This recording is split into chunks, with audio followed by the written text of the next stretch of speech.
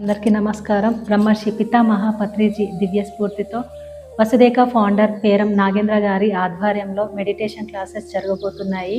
కొండాపూర్లోని Aparna towers club house దగ్గర classes జరుగుతున్నాయి. కావున మీరందరూ తప్పకుండా రావాల్సిందిగా కోరుతున్నాము.